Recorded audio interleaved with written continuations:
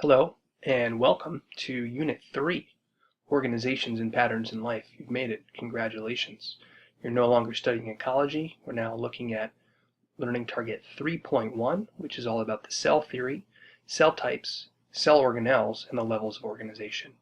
This slideshow is going to be broken up, and this learning target is going to be broken up into two different slideshows. It's going to be a little easier for you to follow along that way. If you look over here, what you'll see are all these different kinds of cells. Aren't they beautiful? I mean, there's so much variety and difference in these cells, but they're all cells. They all have these things in common, but they all do different things too. And we're going to talk a little bit about these cells in this next unit, in this next learning target. So let's begin, shall we?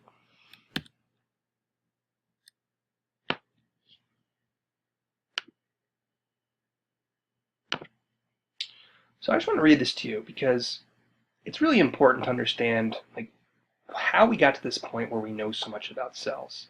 And it really wasn't until the invention of the microscope in the 1500s, so we're talking about 500 years ago, that we revealed to early scientists that there was a whole new world of tiny cells. Now today, you and me, we take for granted that cells are these things that exist. We've heard about cells probably since we were in elementary school, right? But back in the day, imagine that you never had heard of cells before, ever. Didn't even know they existed, and then one day, you see them. Imagine how that kind of blows your mind a little bit. So this is the kind of thing that is going back in time about 500 years ago. And people were discovering these cells and learning a whole new thing about the world. So most cells were so small that they couldn't see them. So they needed to invent something called a microscope. Now you've probably used a microscope before, but back then these things didn't exist. Discoveries continued from the 1600s through the 1800s, and as a result, we came together with something called the cell theory. And this is one of the unifying concepts of biology. So we're going to take a look at the three different parts of the cell theory, and you're going to be responsible for being able to explain back to me what those are. So let's look at the first step here. If you look at the triangle, right, you'll see three sides of this triangle, and these three sides of the triangle represent the three different scientists who created the cell theory, or are responsible or credited with the three different parts of the cell theory. And this is because the scientists had observations and their data and their evidence unified together to come up with these ideas. And you should know that a theory in science isn't just a guess. A theory goes beyond a guess. In everyday language and vernacular, we would say, oh, that's just your theory. Saying something like, well, we don't really believe what you're saying. But in science, it's different. In science, when we use the word theory, we're meaning, wow, this has pretty much been almost as close as you can to be proven to be absolutely true. There's no such thing as an absolute truth in science, but a theory is about as close as you get. It's based on a series of lots and lots and lots and lots and lots and lots and lots and lots and lots and lots of evidence. So a theory is something that is very, very, very well studied. So let's look at these different parts of the cell theory. This guy right here, Robert Hooke, this was a microscope that he invented. Looks nothing like the ones that we have today, except for maybe this part up here. And he was the first person to look at something called cork. Now cork, you may be familiar with, is something that you put in a wine bottle. So he examined maybe his wine bottle cork one day after dinner with his newly fangled microscope that he had invented, and he saw this. He couldn't believe his eyes. And he thought, well, wow, these things look a lot like the cells that monks study in. Monks are religious people. These are the things that they look like. Doesn't look too much different than a floor plan of a school. But as a result of seeing this cork cell, Robert Hooke said, these are cells, these things that I'm looking at.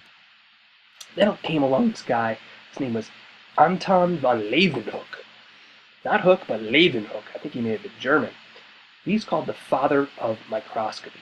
And he took pond water and he found these living things inside of them. He also picked his teeth and put that under the microscope that he was using, and he saw these things that he called animalcules, right? They were actually cells, but he didn't know what they were.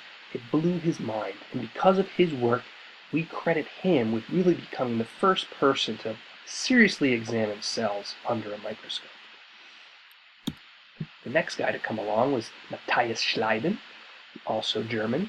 He concluded that plants are made of cells, so he looked at cells like this, not too dissimilar from the cork cells that Hooke were looking at. And he said that plants are made of cells, right? And then you have this guy, Schwann, who came along, and he concluded that animals are cells. Well, Schleiden looked at plants, and Schwann looked at animal cells, and they both said that animals come from cells, and plants come from cells. So these guys work together on the cell theory. And then this last guy, he came along, Rudolf Virchow. He proposed that all cells come from other cells, which begs the question, where did the first cell come from? But that's a topic for another conversation. But Virchow, he said all cells come from other cells. He studied and saw that they divided. And that's the topic that we'll look at later on in another learning target when we focus on mitosis and cell division. So here's the cell theory summarized. Step number 1 is that all organisms are made of cells. You, me, the bugs, the plants, insects, fish, every living thing is made of cells, or cell parts at least. Part 2, all existing cells, all cells that exist, are produced by other living cells. So cells come from cells. That's part 2 of the cell theory. And part 3 is that the cell is the most basic unit of life. So when you simplify down and get things small, the most simple form of life, of living things, is the cell. So those are the 3 parts of the cell theory. Stop the video right here and see if you can remember what they are. Okay, hope you did your check-in. These are the 3 different parts of the cell theory. All organisms are made of cells, all existing cells are produced by other cells, and cells are the basic unit of life. You're going to need to know these 3 parts of the cell theory. You don't necessarily need to know what scientists came up with it, but you need to know what these 3 parts are. Okay, so that's part 1. Moving on to part 2 is something called the levels of organization. Now, we just learned in the cell theory that cells are the basic unit of life. Well, what happens when you put a couple of cells together? Well, you get tissues. What if you get a couple of different kinds of tissues together? You get organs. What if you combine organs together? You get an organ system. And you put all the organ systems together, you get an organism, or one living thing. So let's break down each one of these levels of organization, because you're going to be responsible for knowing each one and the order that they go in. So here they are. We start with organelle, which I didn't talk about earlier, but organelles are parts of cells. But if we start here with the cells, so organelles are in cells. Cells make up tissues. Tissues together make up an organ, and a couple of different organs make an organ system, and organ systems make an organism. Now don't worry, I'm going to give you examples of each type of these, but I want you to see the overview first so you have the big picture, and the idea that it goes from least complex, so these things are smaller, not as complex, to more complex, or more complicated. So let's break each one down now. Organelles. Organelles. So let's say that this is a cell, and inside of the cell are these little cell parts. Well, you need to know that the word organelles means cell parts. It's like organelles, or little organs. Organelles actually means little organs. So if you cover up this word right here, I can't do it, but you should cover this word up, right? Organelles are little organs, and they're the working parts of the cell. Now, inside of organelles are cells. These are a whole bunch of cool looking cells here with their nucleus that you see. That's just one of the organelles. So organelles, and then cells. They're the next complex, more complicated. Now, if you want to take a moment here, just talk about 2 different kinds of cells, right? We have prokaryotic cells and eukaryotic cells. So prokaryotic cells are things like bacteria, and eukaryotic cells are animal cells and plant cells. Let's take a look at these cells a little bit further before we move on, right?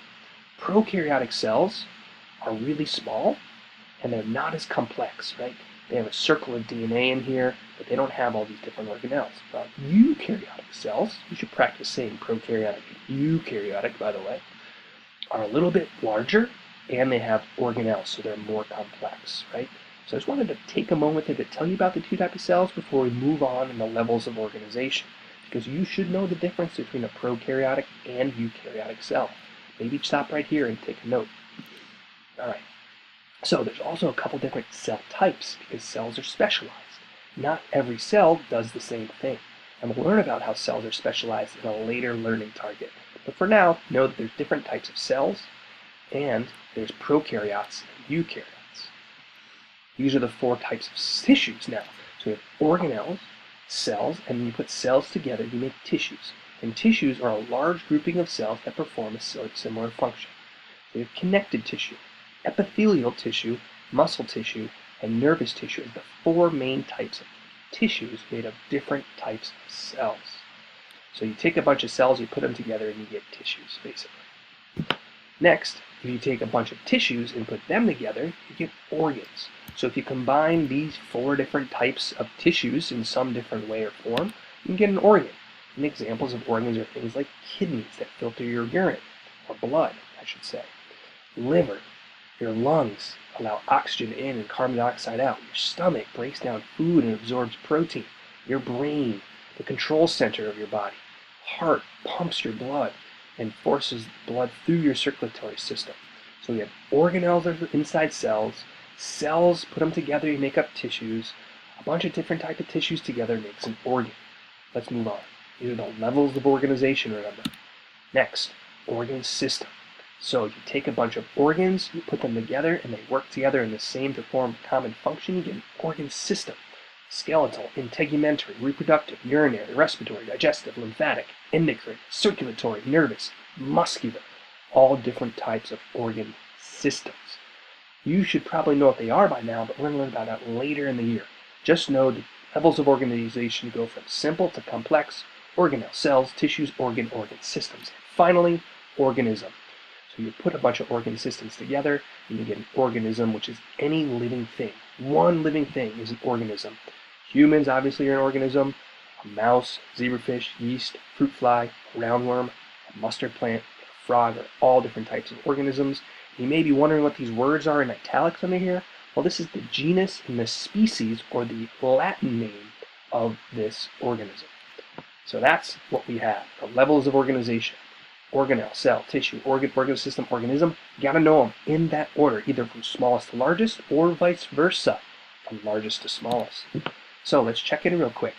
Which of these is the least complex? A muscle cell or a horse? Well, a muscle cell is one cell, a horse is an organism. The muscle cell is least complex. Which is more complex, a maple tree or a plant cell? The tree, it's an organism. It's higher up on the levels of organization. Cells make up a maple tree. How about this one? Which is least complex? The organelle, it's a cell part. So a nucleus is inside a cell. How about this one? Which is most complex? The circulatory system. It's made of a bunch of different organs, one of which is the heart. Now try this. Take the different levels of organization and see if you can put them in the correct order, from least complex, or smallest, to most complex, largest. You should pause the video to do this if you haven't. And here we go. The least complex is organelle, cell, tissue, organ system, and organism. And on the right-hand side here is an example of each one. We're going to save that for later. Hold on a second. Okay, so that ends part 1 and part 2 of Learning Target 3.1. The next video is going to be on the organelles, and that one is going to be separate because it's one that's a little bit more important, and you're going to need to maybe watch that a few times. So I didn't want to have to go through the whole video of the first 2 parts in order to see the third part. Anyways, I hope you enjoyed the first part about the cell theory and the levels of organization. Now we're going to go take a look at the next video, which is organelles.